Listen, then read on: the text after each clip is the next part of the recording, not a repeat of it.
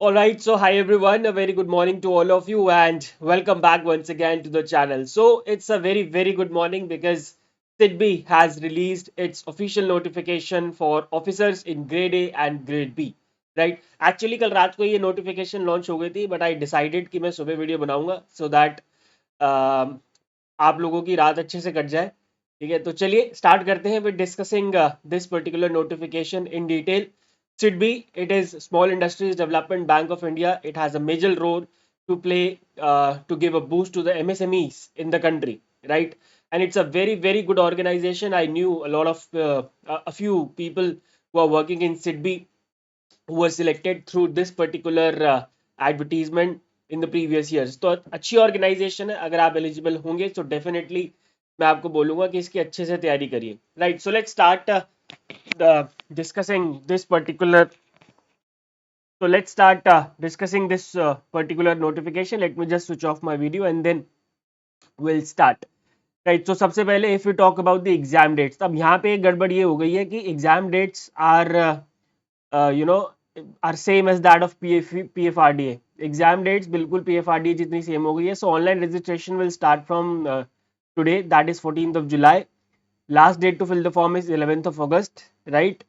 And for all, जो cut off date होगी for determining the age is 14th of July. Your age must be, जो भी required age है that must be age on 14th of July, right? Educational qualification के लिए जो cut off date होगी that will be 11th of August. That is the last day to fill the form. Phase 1 will be on 6th of September, Phase 2 will be on 4th of October, and interview shall be conducted in the month of November. अब यहाँ पे गड़बड़ ये है that these exam dates are colliding with that of PFRDA. तो जिन लोगों ने PFRDA का एग्जाम का फॉर्म भरा होगा उनको प्रॉब्लम होने वाली है यहाँ पे, right? Talking about the number of vacancies, तो दोनों की निकली है, ग्रेड ए की भी निकली है भाई। ठीक है जी, the vacancies are for grade A, second, yeah, the vacancies are for grade A and grade B. Grade A means assistant manager in SIDBI, grade B means manager. Now if I talk about grade A, so in grade A there is vacancy, there are vacancies are there only in the general stream, केवल general stream में vacancies है, and total number of vacancies are 50. Now if we compare this number of vacancy with the vacancies in PFRD and IFSCA, so it's a huge number of vacancies. ठीक है, और अभी looking at the current trend of the regulatory bodies examination, तो इतनी vacancies ही आ रही है हर exam में, तो 50 वैकेंसीज है, good number of vacancies my dear friends. So I would suggest everyone who is eligible to go for this examination. और जो salary है that is 1 lakh rupees approx. ठीक है, इसके अलावा जो पर्क्स एंड इमोल्यूमेंट्स और बेनिफिट्स है वो अलग होते हैं, right? If I talk about manager grade B, salary is 1,15,000 approximately. Perks are जो मंथली और एनुअल पर्क्स होते हैं वो अलग होते हैं. इसमें जर्नलिस्ट की जो वैकेंसीज है दैट इज 11. ठीक है, इसमें यूआर की 4 वैकेंसीज है, और टोटल वैकेंसीज अगर हम सारी स्ट्रीम मिला दें आईटी और लीगल मिला के तो वो है 26. ठीक है, टोटल नंबर ऑफ स्ट्रीम्स कितनी है? 26 है. बाकी अगर हम आईटी वगैरह मिला देते हैं, आईटी और लीगल मिला देते हैं, तो इसमें टोटल नंबर ऑफ वैकेंसीज हो जाती है जी 26. ठीक है, आगे चलते हैं, आगे चलते हैं जी. अब हम आते हैं प्रोबेशन की. अगर आपकी मतलब if you will get selected then you will have a probation of 2 years which is extendable up to maximum of 4 years, and that will be at the discretion of SIDBI. 2 साल का probation तो होगा ही होगा, अगर उससे ज़्यादा का होना हुआ तो मैक्सिमम 4 साल का होगा. ठीक है, स्क्राइब के लिए हम आगे पढ़ेंगे. अभी हम आते हैं एलिजिबिलिटी क्राइटेरिया पे, which is something that is very important. Eligibility criteria में नेशनैलिटी की तो आप सबकी आई बिलीव फुलफिल हो रही होगी. Age limit, yes, this is very important. Age limit for officers in grade A, minimum age 21 years, maximum age 40 years, right? Which means और cut off date है 14th of July, right? Candidates must not born earlier than 14 July 1995 and not later than 15 July 2004, and both days including. ठीक है, and officers in grade B, minimum age is 25 years. ठीक है, not below 25 years, and maximum age is 33 years, which means not exceeding 33 years, right? Which means the candidate must not born earlier than 14 July 1992 and not later than 15 July 2000. All right, Now, there is obviously a relaxation in upper age limit for certain category of candidates. For SC and ST, there is a relaxation of 5 years. For OBCs, there is a relaxation of 3 years. For PWD, unreserved. If it is a case of unreserved person with benchmark disability, 10 years of age relaxation is there. For OBC, PWBD, 13 years. For PWBD, SC or ST candidate, it is 15 years. In case of ex-servicemen, 5 years of age relaxation, and in case of persons who are affected by 1984 riots, again 5 years of age relaxation will be given. All right. Now, moving ahead to the educational qualification. This, my dear friends, is very, very important, and a lot of people are confused here, and a lot of, I have seen a lot of people who are explaining this notification are not able to explain what is this essential education qualification, and do the candidates require experience or not. So let me tell you, for assistant manager grade A for journalist team, maximum age to पता है 30 है.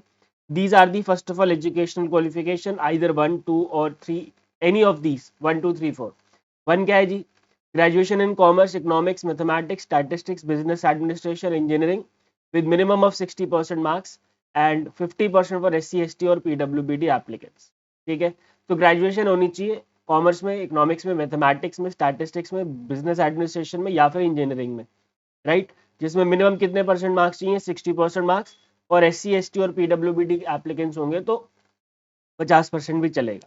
ठीक है, इसके अलावा कौन है eligible? Company secretary, certified management accountant and CFA, chartered financial analyst, ये भी एलिजिबल है. ठीक है, इसके अलावा कौन एलिजिबल है भाई? CA एलिजिबल है, चार्टेड अकाउंटेंट्स एलिजिबल है, राइट. और उसके अलावा कौन एलिजिबल है? MBA और PGDM in any discipline. The course must be of full time 2 years from a recognised institution और यूनिवर्सिटी. अब यहाँ पे जो एक्सपीरियंस की बात है वो बहुत इंपॉर्टेंट है, ये आप लोगों को ध्यान से सुनना चाहिए. ठीक है, तो देखो भाई, एक्सपीरियंस जो रिक्वायर्ड है वो केवल उन लोगों को रिक्वायर्ड है यहाँ पे असिस्टेंट मैनेजर ग्रेड ए में जिनके पास ये वाली दोनों में से कोई भी एक क्वालिफिकेशन है.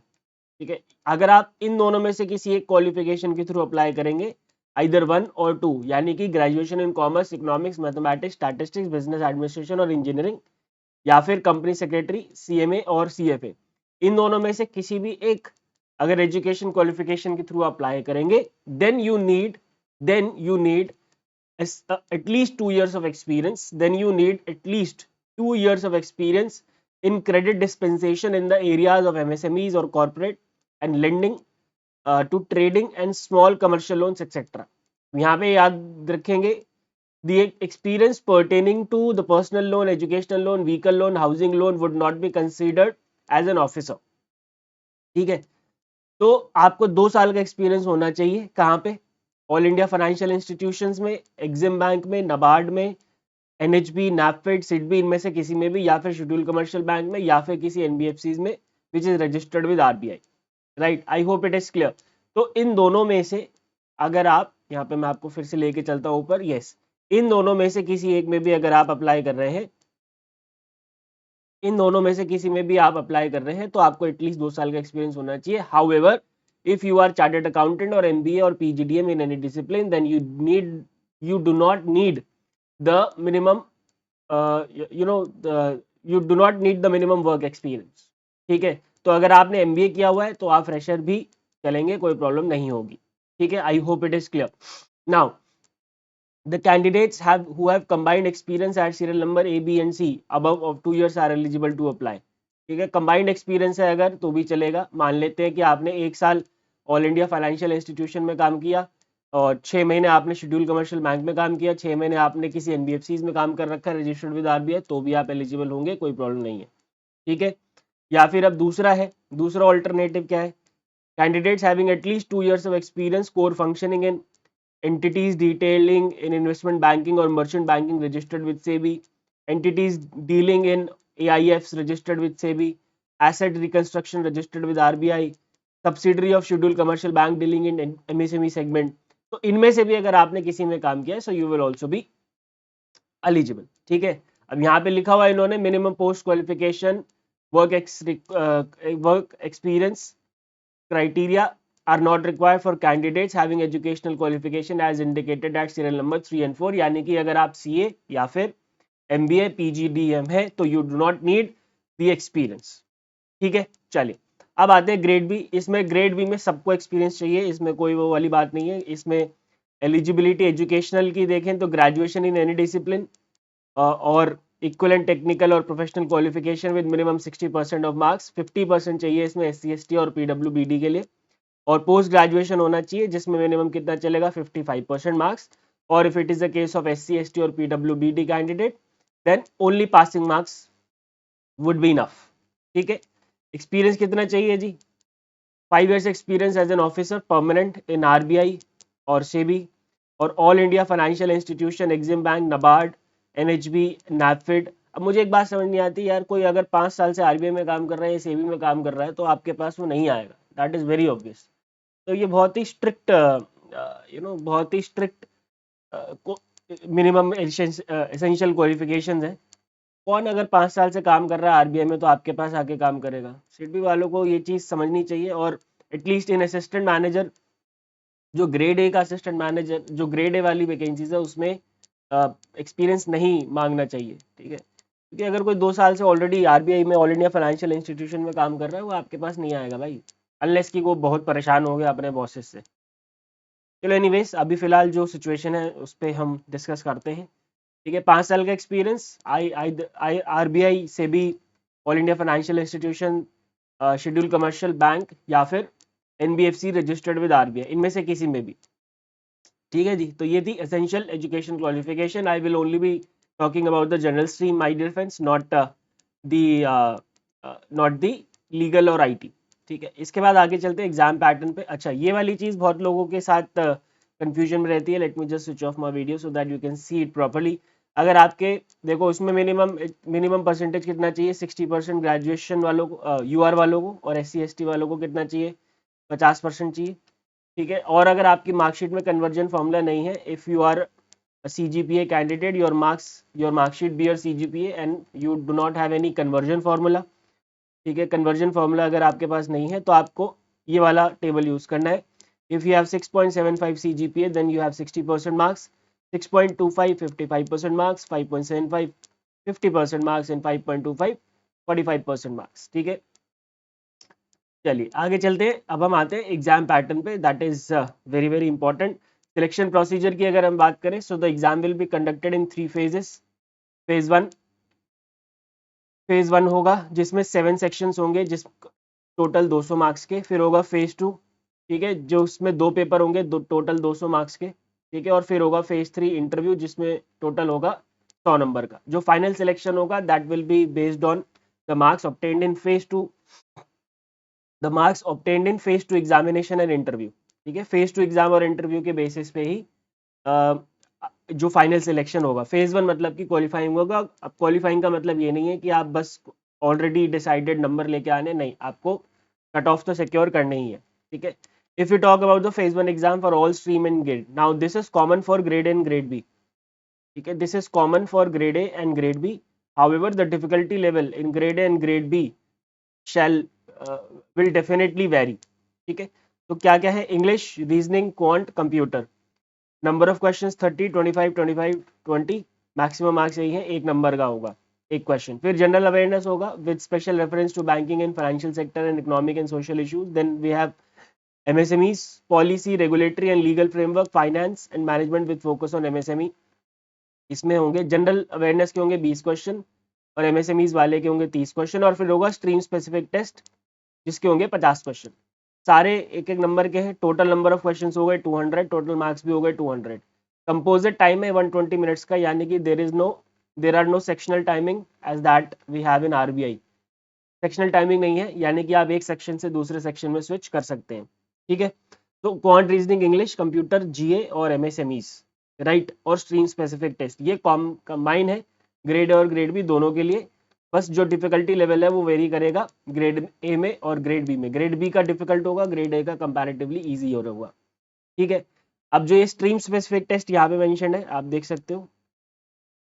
ठीक है, ये वाला जो स्ट्रीम स्पेसिफिक टेस्ट मेंशन है इसमें क्या क्या पूछेंगे, तो दोनों के लिए ग्रेड ए और ग्रेड बी दोनों के लिए ही माय डियर फ्रेंड, इसमें जो पूछा जाएगा वो है MSME financing, due diligence, KYC, financial ratios, assessment of term loan, working capital, documentary credit, etc., NPA, and recovery including IRAC norms, NBFC financing, credit risk assessment, etc.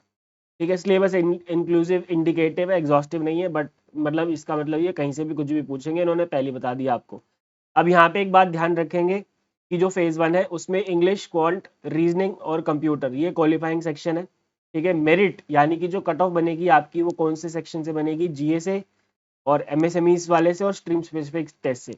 यानी कि if you look at this table, तो जो आपका cut off बनेगा वो किसके base पे बनेगा, 5, 6 और 7 पे। ठीक है, चलिए, जैसे नबार्ड में होता है वैसे ही है यहाँ पे। अब आ जाओ, अब देखो यहाँ पे इन्होंने स्पेसिफिकली मेंशन किया हुआ है that the level of difficulty of questions in grade and grade B may vary, and it may vary नहीं, इट विल डेफिनेटली वेरी। ठीक है, अब आ जाओ फेज 2 एग्जाम पे। फेज 2 में एक तो पेपर 1 होगा इंग्लिश का। ठीक है, ये डिस्क्रिप्टिव होगा, ऑनलाइन डिस्क्रिप्टिव होगा, answer to be typed using keyboard.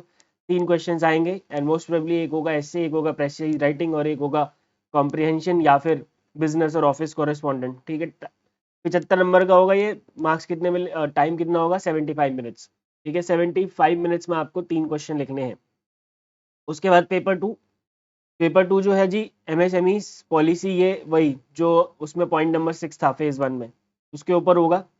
इसमें 2 पार्ट्स में एग्जाम होगा, online objective and online descriptive. Objective में होंगे जी 50 क्वेश्चन। ठीक है, 75 मार्क्स के, जिसके लिए आपको मिलेंगे 60 मिनट्स। और डिस्क्रिप्टिव में होंगे 10 क्वेश्चन, जिसमें से 4 क्वेश्चन करने के होंगे, 2 15 नंबर के, 2 10 मार्क्स के। इसके लिए मिलेंगे आपको 50 नंबर और टाइम मिलेगा आपको 75 मिनट्स। ठीक है, आरबीआई में मिलते हैं 90 मिनट्स, यहाँ पे मिल रहे हैं 75 मिनट्स। ठीक है, तो इट इज़ क्वाइट डिफिकल्ट। 10 में से 4 क्वेश्चन करने होंगे, जिसमें से 15 के 2 और 10 के 2, यानी कि टोटल कितना हो गया, 50 नंबर। टाइम आपको मिलेगा इसके लिए 75 मिनट्स। राइट, अगेन ये ग्रेड ए और ग्रेड बी दोनों के लिए कॉमन है। ठीक है जी, ये दोनों पैटर्न यानी कि एक इंग्लिश का पेपर होगा और एक एमएसएमई वाला पेपर होगा। ठीक है, ये ग्रेड ए और ग्रेड बी दोनों के लिए कॉमन है, लेकिन अब यहाँ पे इन्होंने स्पेसिफिकली मेंशन कर दिया दैट द डिफिकल्टी लेवल में वेरी। ठीक है, चलो आगे चलते हैं। अब ऑफ कोर्स जो कट ऑफ नेगेटिव मार्किंग होगी कितनी, 1/4। ठीक है, अगर 1 नंबर का है तो 0.25 आपके कट जाएंगे। ठीक है, और डिस्क्रिप्टिव में नेगेटिव मार्किंग नहीं हो सकती तो भैया नहीं होगी। ठीक है, तो ये था भाई सिडबी का नोटिफिकेशन। इसमें एक चीज़ और मैं आपको बताना चाहूँगा, इसके बारे में बहुत सारे लोग पूछते रहते हैं कि हैंड रिटन डिक्लेरेशन कहाँ है। तो ये रही भाई, देख लो, आई डैश जैसे name of the candidate, I Manish Mishra hereby declare that all the information submitted by me in the application form is correct, true and valid. I will present the supporting documents as and when required. ठीक है, ये था सिडबी का notification in detail. अगर आपको my dear friends कोई भी problem है तो please ask me in the comment section, I will definitely reply to all the queries. और if you are eligible then I have a huge appeal that please go for this examination, क्योंकि यहाँ पे क्या होगा कि बहुत कम लोग ही होंगे जो एलिजिबल होंगे, और वैकेंसीज, नंबर ऑफ वैकेंसीज है 50, which is a good number and it is a competitive number and it is doable. ठीक है, जब तक डूएबल नहीं होता मैं खुद मना कर देता हूँ। बहुत सारे लोग जानते हैं, मैं फ़ोन पे जब बात करता हूँ या किसी को पर्सनलाइज गाइडेंस में देता हूँ तो मैं मना कर देता हूँ कि मत करो भाई ये चीज़, 1 2 वैकेंसी 5 वैकेंसीज के लिए लड़ाई मत करो।